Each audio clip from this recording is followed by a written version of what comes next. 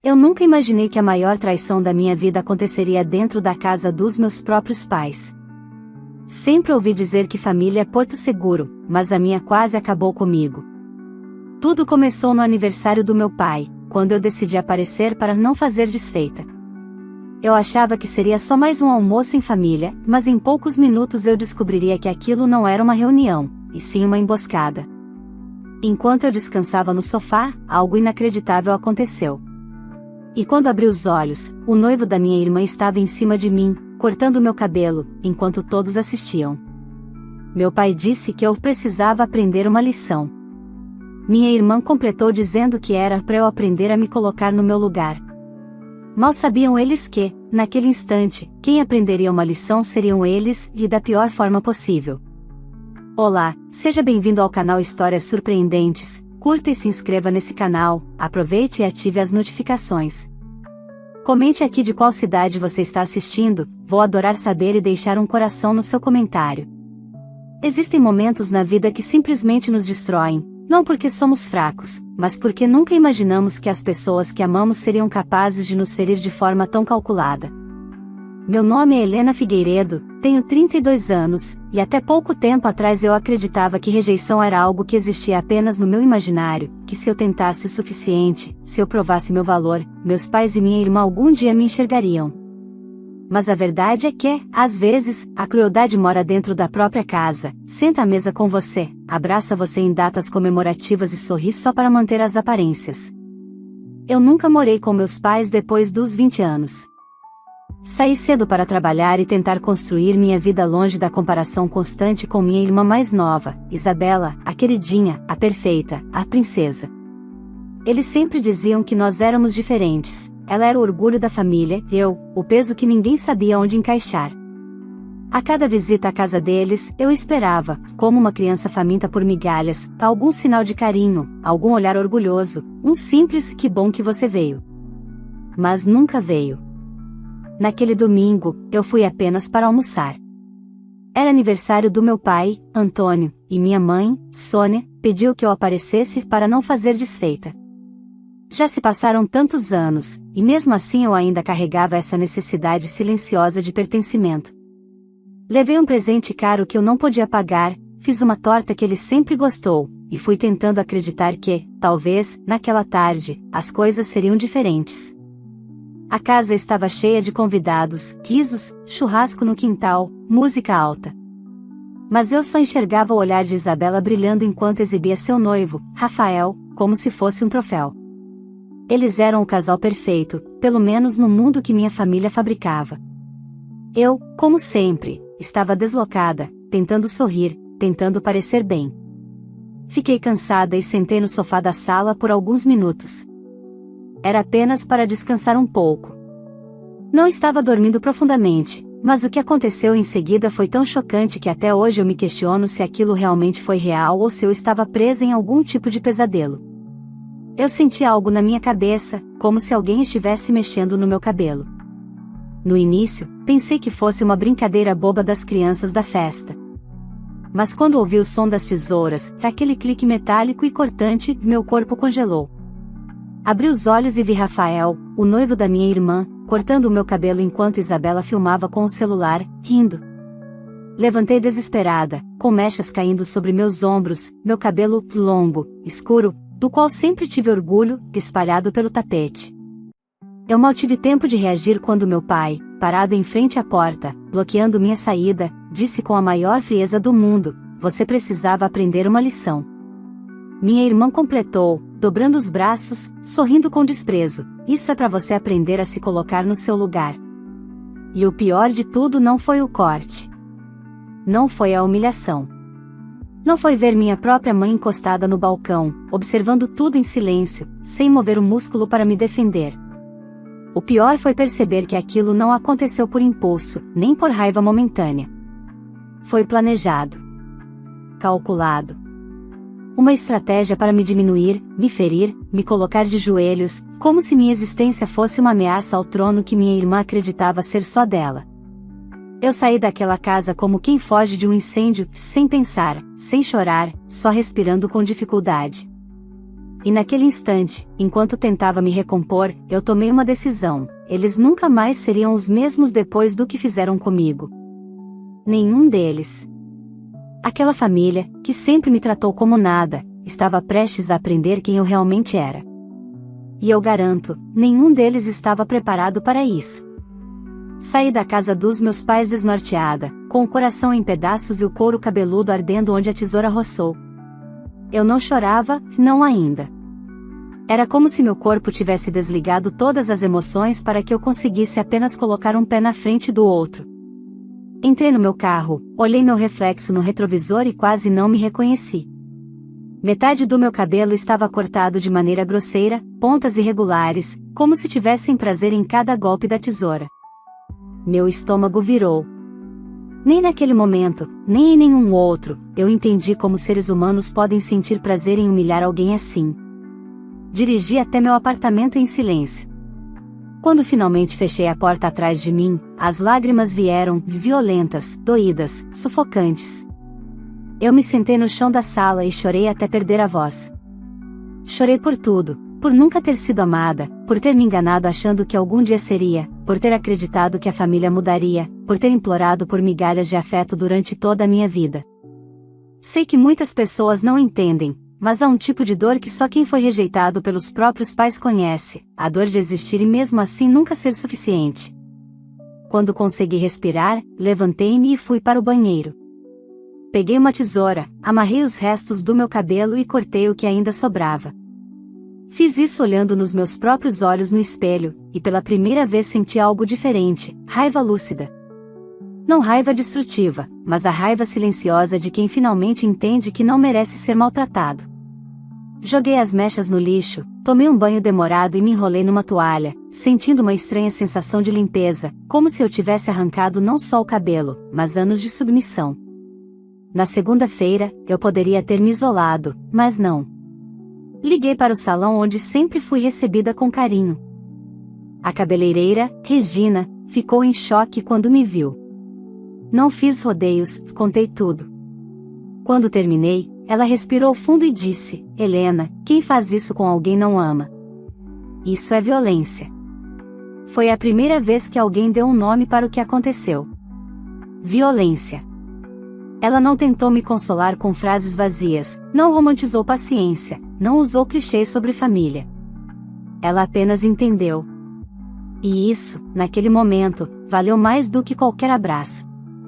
Ela arrumou o corte o melhor que pôde e, quando me olhei no espelho, senti uma estranheza, mas também viu ali alguém que eu ainda não conhecia. Uma versão de mim que não precisava mais implorar para ser amada. Voltei para casa e, como se o universo quisesse testar minha força recém-nascida, recebi uma mensagem da minha mãe, fria como sempre: não faça drama. Seu cabelo cresce. Bloqueei o número sem hesitar. No dia seguinte, meu pai me ligou. Eu atendi, não sei porquê. Talvez por resquício de esperança, talvez porque eu precisava ouvir até onde iria a crueldade. Espero que você tenha aprendido a lição, e ele disse. Não tenho paciência para filha ingrata. Eu ri. Não porque achasse graça, mas porque algo dentro de mim se encaixou naquele instante. A vida inteira eu tinha tentado ser vista por pessoas que jamais me enxergariam. Era como bater numa porta que nunca abriria. A lição foi aprendida, pai. Mas quem vai aprender agora é você, respondi, com uma calma que eu mesma desconhecia. Ele riu com deboche e desligou. Para ele, eu era previsível. A filha frágil, emocional, sempre rastejando de volta. Eles não faziam ideia do que estava prestes a acontecer. Nos dias seguintes, em vez de me esconder do mundo, eu mergulhei nele com determinação. Trabalhei dobrado, voltei para a terapia, comecei a correr todas as manhãs no parque, pouco a pouco, a raiva se transformou em foco. Não era sobre vingança cega, era sobre justiça. Sobre nunca mais permitir que aquelas pessoas tivessem algum poder sobre mim. Eu sabia de algo que eles haviam esquecido: no fundo, meus pais sempre dependeram de mim. Eu não morava com eles, mas fazia parte da empresa da família desde cedo, cuidando da parte administrativa. Sem mim, o negócio simplesmente não funcionava. Eles nunca me valorizaram, mas sempre se beneficiaram de mim. E naquele momento, pela primeira vez na vida, eu percebi, eu tinha poder. E eles nem imaginavam. E eu sabia exatamente como usá-lo. Os Figueiredo sempre se orgulharam de ter uma empresa familiar.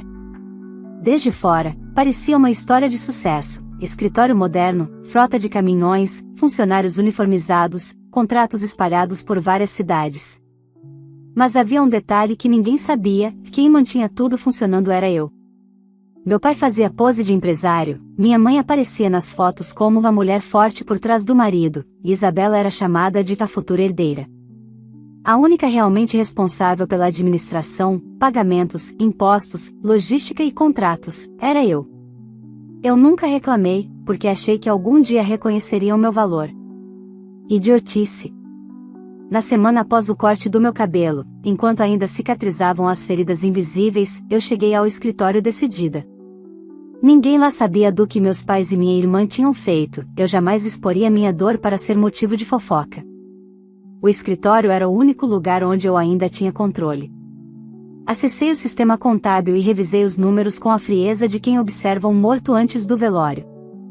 A empresa estava estável, mas extremamente dependente de mim. Sem minha assinatura digital, pagamentos não eram liberados; sem minha autorização, fornecedores não despachavam mercadorias; sem meu gerenciamento, contratos novos não entravam. Meus pais nunca se deram ao trabalho de aprender nada. Confiavam cegamente em mim, e ao mesmo tempo me tratavam como um estorvo. Naquela tarde, fiz 3 coisas que mudariam completamente o rumo da família Figueiredo. Solicitei minha demissão formal, com data de saída em 30 dias, prazo contratual. Transferi todas as senhas administrativas para o departamento jurídico, excluindo acessos pessoais dos meus pais e de Isabela.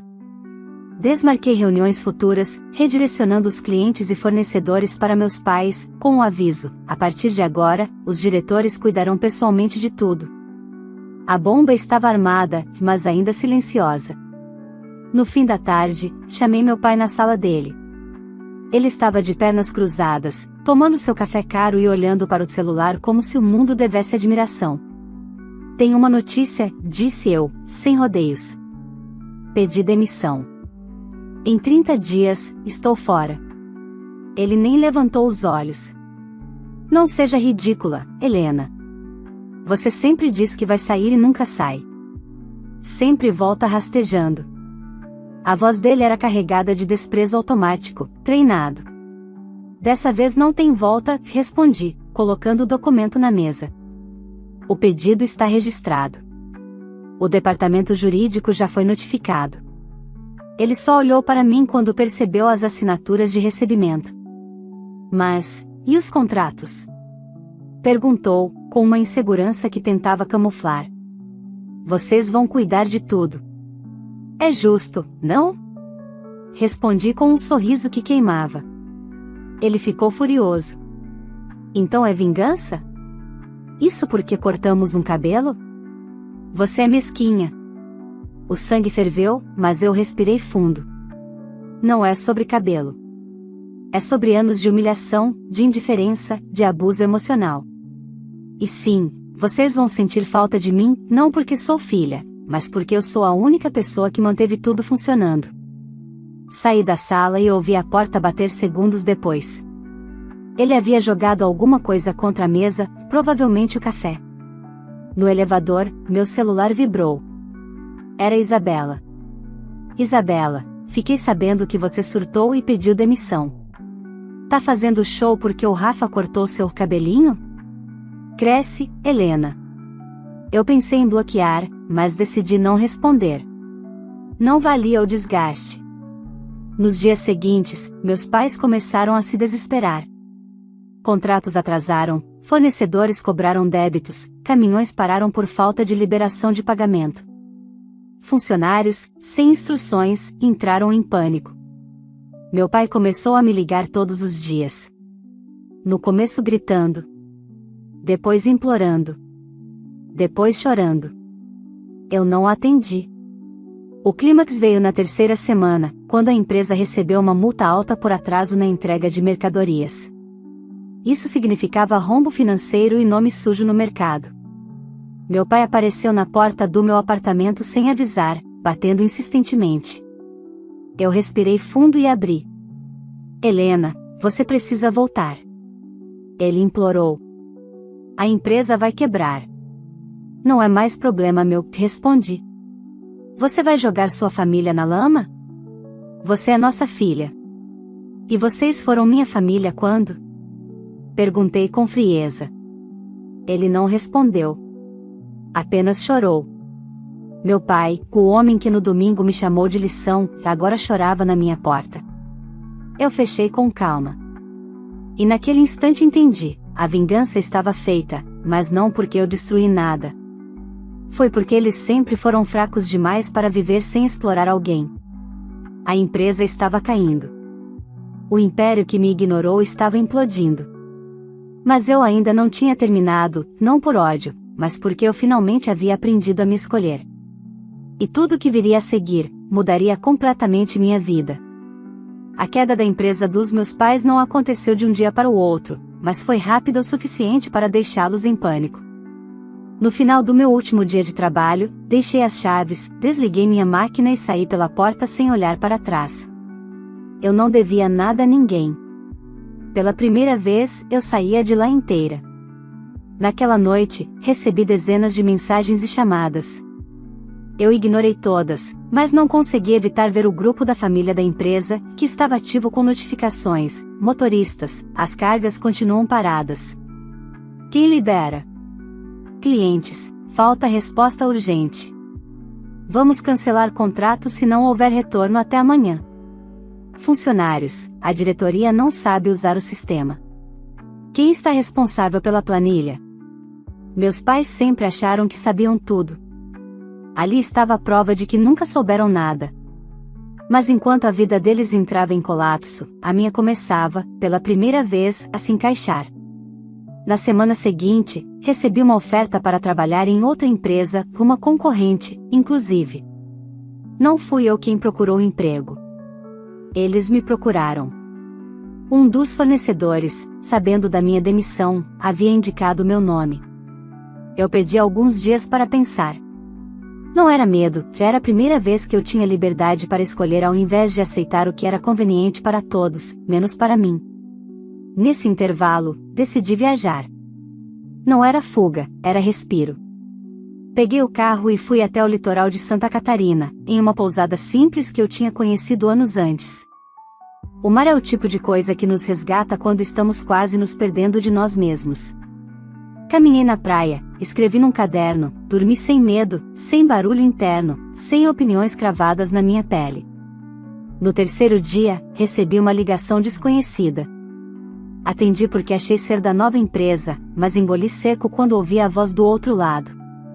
Helena? Aqui é a Carolina, esposa do Rafael. O mundo girou por um segundo. Ela falava rápido, desesperada, a respiração falhando. Ela descobriu que Rafael estava traindo ela com minha irmã havia meses, e só agora as peças encaixaram para ela. Ele tinha pedido o divórcio, mas antes disso esvaziou contas conjuntas e sumiu. E adivinhe? Ele estava morando com Isabela. Eles usaram o seu nome para alugar o apartamento, ela disse, com a voz embargada. O contrato está no seu CPF. Meu coração disparou. Não era surpresa que minha irmã fosse capaz de tal coisa. Ela sempre acreditou que o mundo lhe devia tudo, e que eu estava ali para servir.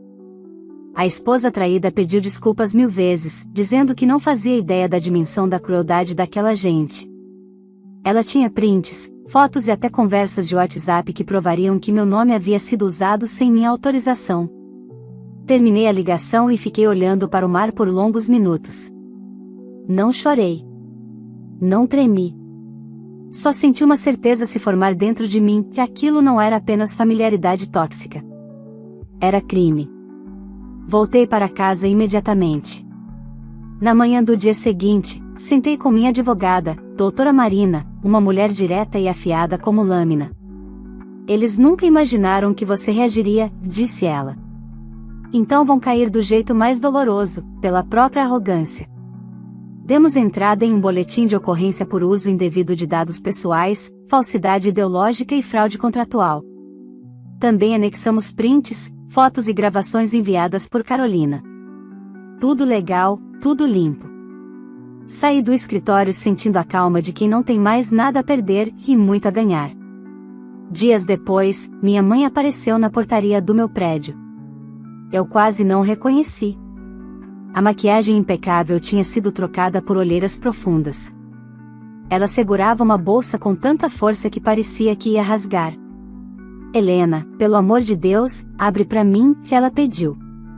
Contra todas as previsões, eu desci. Não para recebê-la. Apenas para deixar claro que não existia mais poder sobre mim. O que vocês fizeram agora? Perguntei friamente. Ela respirou fundo, com vergonha. O condomínio está em seu nome.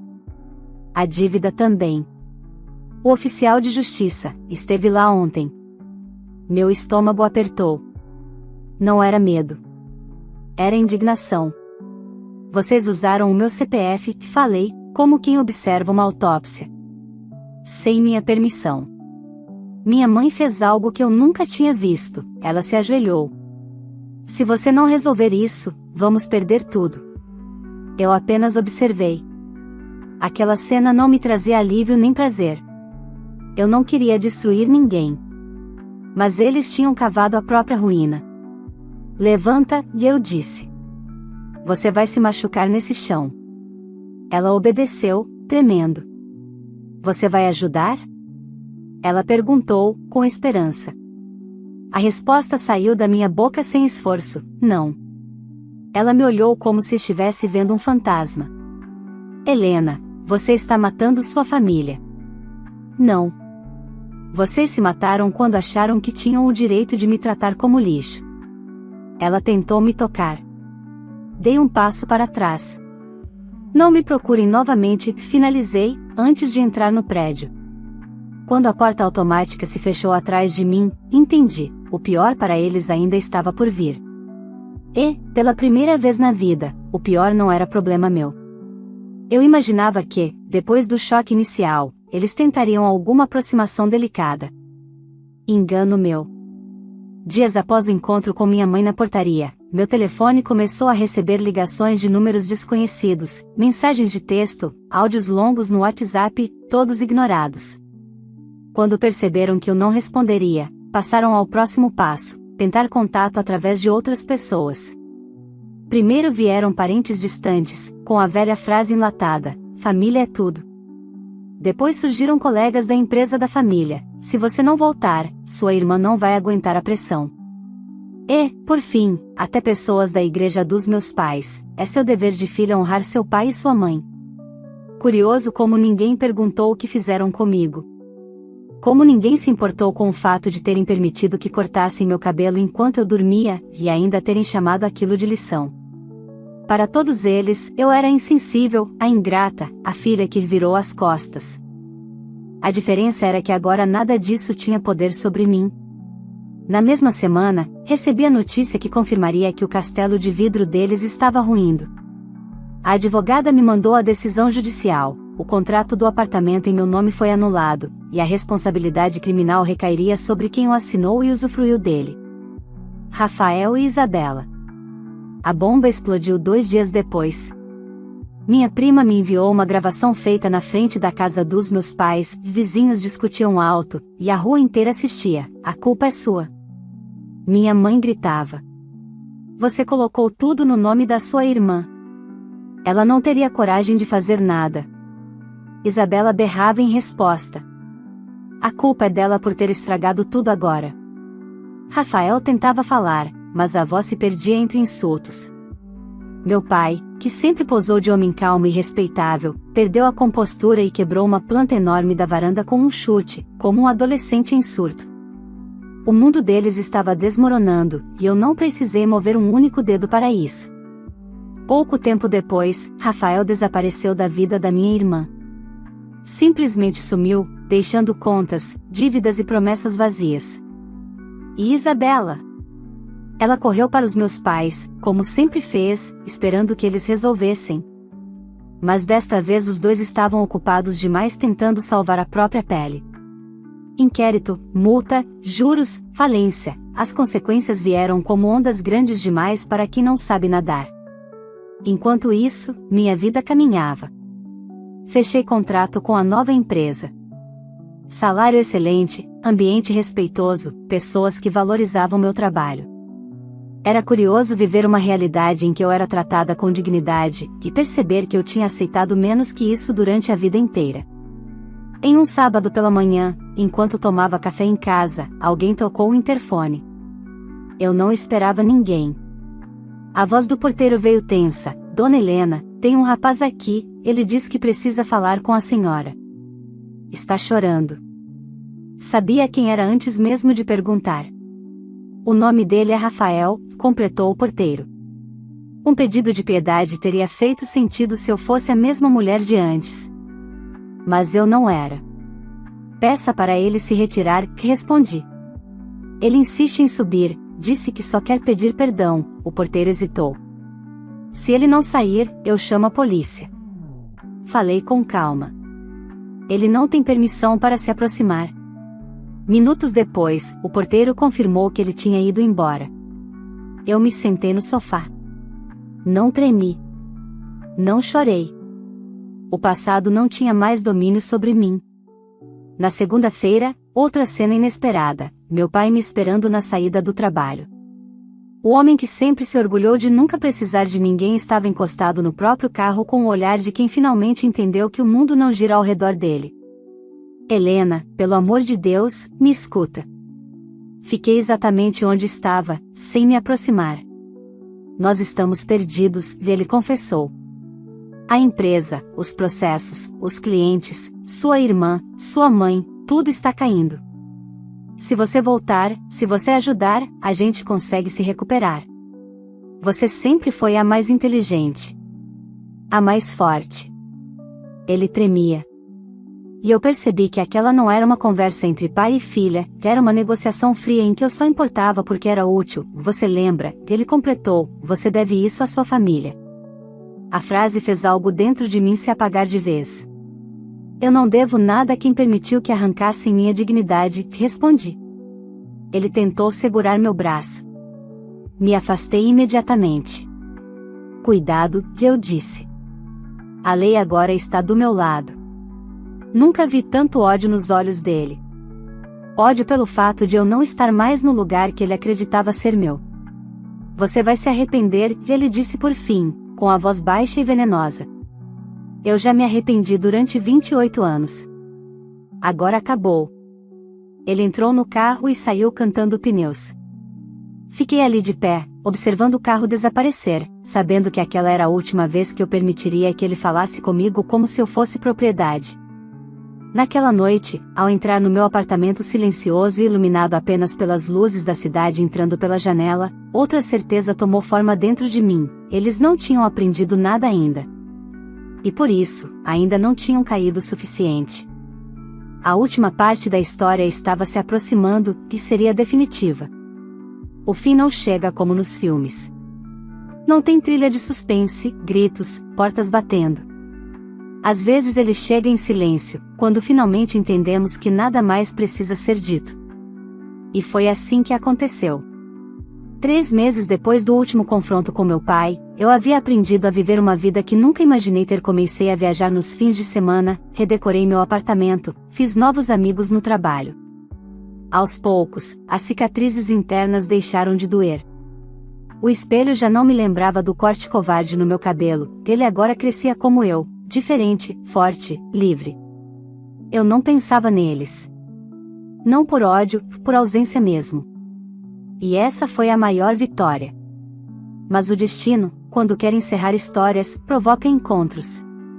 Numa terça-feira à noite, eu saí do mercado carregando sacolas quando ouvi meu nome baixo, quase tímido: Helena? Virei devagar.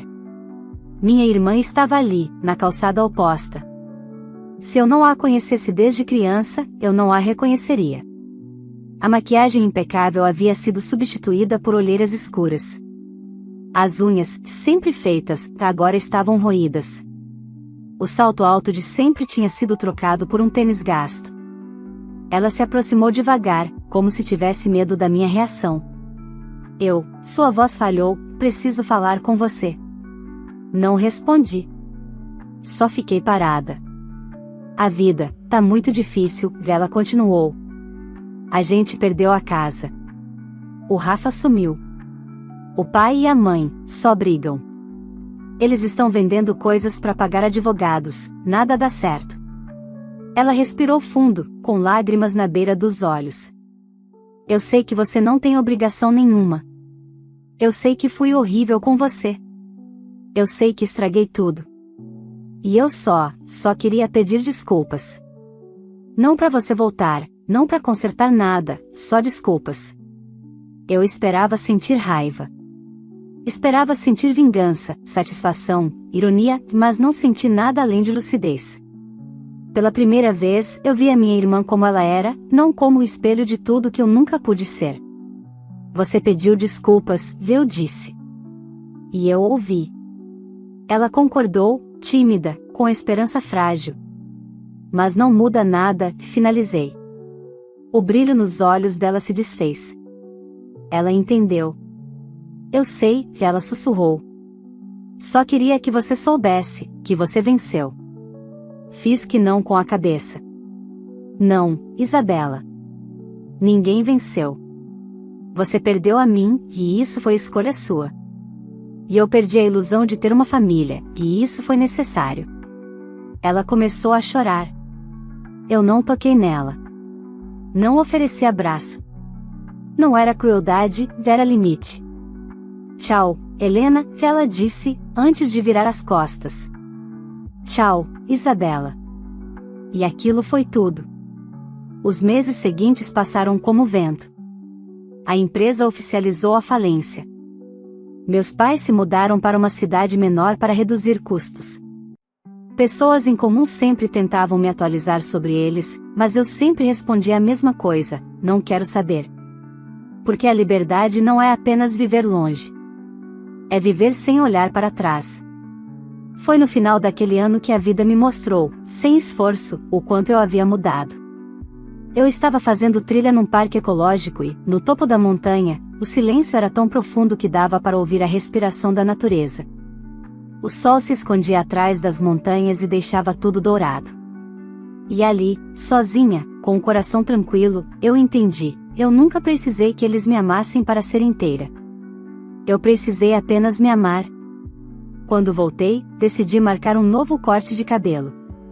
Não para consertar trauma algum, mas porque eu queria mudar, simplesmente porque sim.